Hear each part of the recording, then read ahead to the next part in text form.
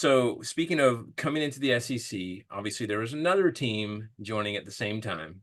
And we need your unfiltered thoughts on This is a Oklahoma. safe space.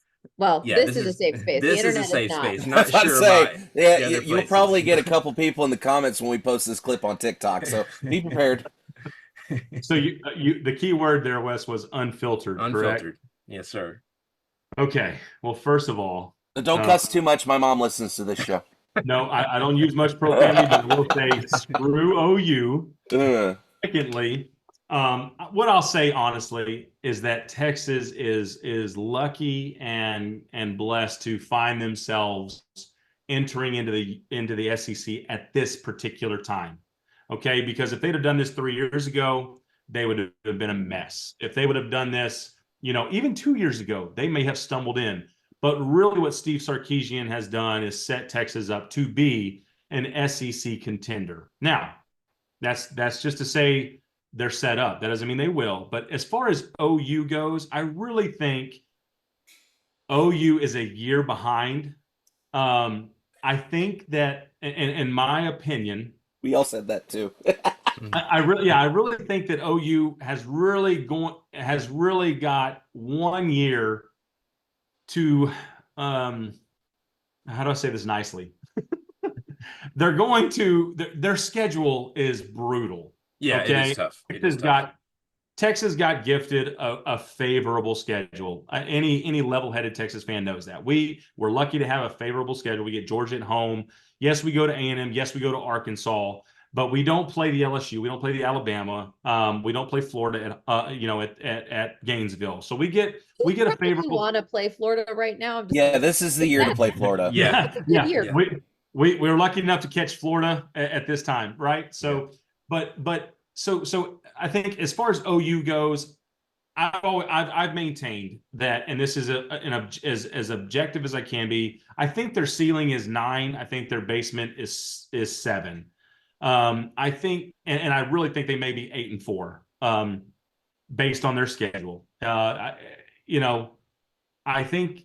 believe that Brent Venables is a good coach. I think that he is going to have some pieces in place. I'm not convinced that Brent Venables is the CEO that like a Bob Stoops, that you need at a blue blood program like OU, like Alabama, Georgia, Tennessee, Texas, Florida State, USC. You need a CEO. I think Brent Venables is a very good coordinator. I'm still not convinced that he's going to be the long-term answer for head coach at the University of Oklahoma. The good thing I think too for them coming in this year is it's not quite a pass, but you almost get a pass, right? Because if you don't do super well, we just got into a new conference. We're still learning, we're trying, our schedule was tough, blah, blah, blah. So you get a little bit of like, okay, we'll give you this year.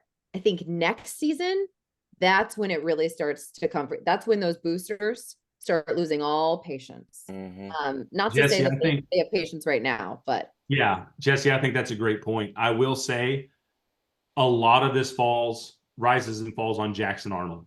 If Jackson Arnold comes out and just comes out of the gate blazing and has a great, even a good season with promise, I think Brent Venables is fine.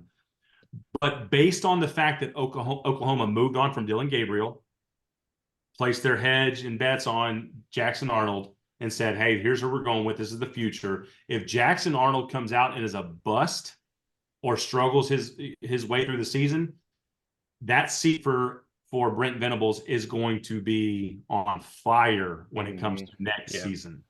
Well, so I think that's the key. Jeff Lebby, who left Oklahoma and took the Mississippi State job, he seems to think that Arnold's going to have a good year. So we'll see if that is true or not. So I mean, he did throw 4 picks in the spring game, but who's counting, right? Right. Well, as long as really great defense. As long as they drop their home opener SEC game, we'll be fine. I don't care. There you go. I need that W. Tennessee's hunting for a playoff spot. So, yeah.